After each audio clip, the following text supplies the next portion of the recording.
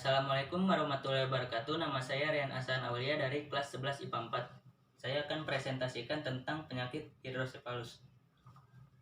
Hidrosefalus adalah penumpukan cairan di rongga otak sehingga mengakibatkan tekanan pada otak. Cairan otak akan diproduksi secara terus-menerus dan diserap oleh pembuluh darah.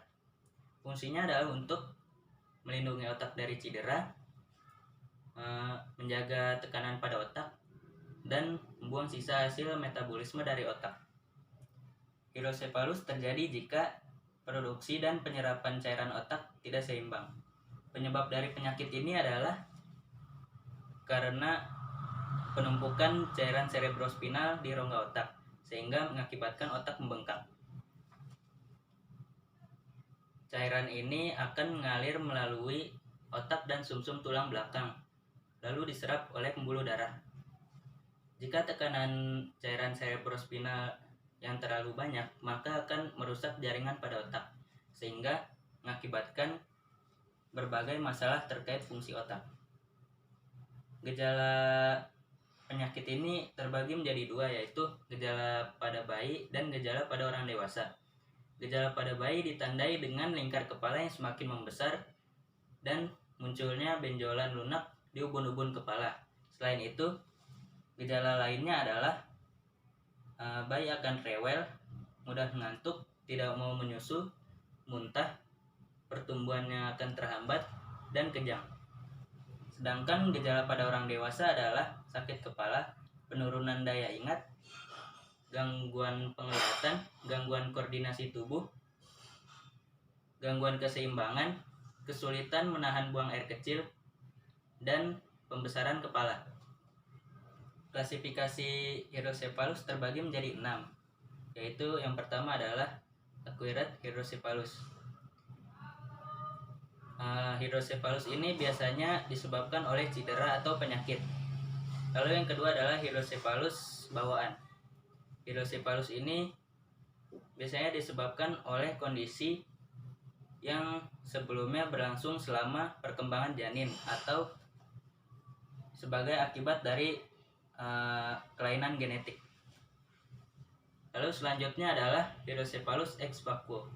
Hidrosefalus ini umumnya dialami oleh orang dewasa yang sudah memiliki penyakit degeneratif yang mengakibatkan kerusakan pada otak sehingga mengakibatkan jaringan otak menyusut. Lalu selanjutnya adalah communicating hidrosefalus. Hidrosefalus ini terjadi saat tidak ada halangan pada aliran cairan cerebrospinal yang berlebih dalam sistem ventrikel. Lalu selanjutnya adalah non-communication hidrosefalus. Hidrosefalus ini terjadi saat aliran cairan cerebrospinal tersumbat di salah satu atau lebih pada ventrikel otak. Lalu yang keenam adalah atau yang terakhir hidrosefalus tekanan normal. Hidrosefalus ini ditandai dengan pelebaran ventrikel dengan tekanan normal di dalam tulang belakang.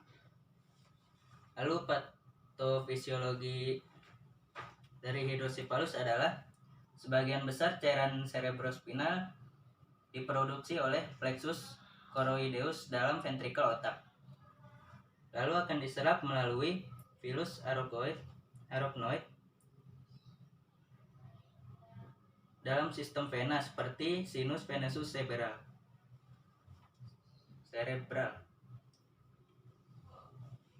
Lalu hidrosefalus akan terjadi jika terjadi gangguan proses penyerapan, produksi yang berlebihan, dan gangguan liquor dalam ventrikel.